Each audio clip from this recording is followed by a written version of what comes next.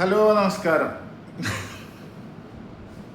വാടാനപ്പള്ളിക്കാരുടെ കുൽസിത പ്രവർത്തികൾ കണ്ടിട്ട് ഇങ്ങനെ ഇരുന്ന് ചിരിക്കുകയായിരുന്നു.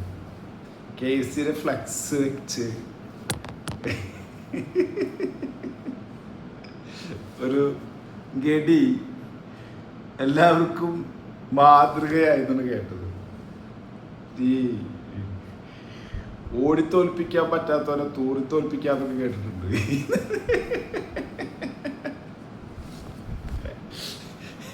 നാട്ടുകാര് തോൽപ്പിച്ചതിന് ഫ്ലെക്സ് വെച്ച് പ്രതികരിക്കുക അല്ലെങ്കിൽ പ്രതികാരം തീർക്കുക. ഇത് ആലോചിച്ച് നോക്കുക. നമുക്ക് ആ വീഡിയോ ഒന്ന് കണ്ടിട്ടുണ്ട്. എല്ലാവരും കണ്ട വീഡിയോ ആണ്, എന്തെങ്കിലും ഒന്ന് കാണാൻ വാ, നമുക്ക് കുറച്ചേരം ചിരിക്കാം.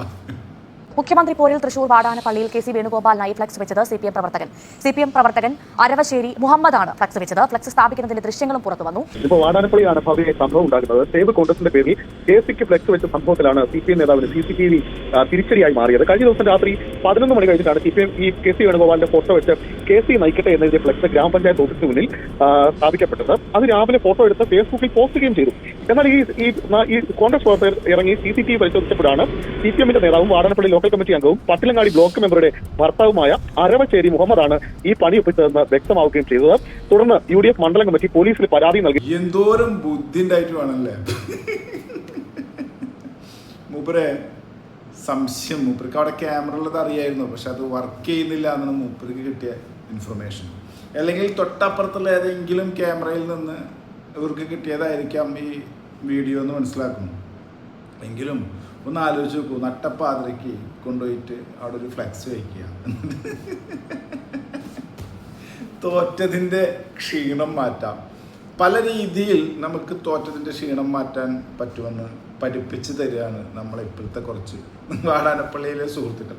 ഇതുകൊണ്ട് ഒരു ഗുണം ഉണ്ടായിട്ടോ, വാടാനപ്പള്ളി അറിയാത്തവരും അറിഞ്ഞു. കേരളത്തിൽ വാടാനപ്പള്ളി ആരെങ്കിലും അറിയാൻ ബാക്കിയുണ്ടെങ്കിൽ അവരെയും കൂടിയ സുഹൃത്ത് വളരെ മനോഹരമായി അറിയിച്ചു എന്നുള്ളതാണ്.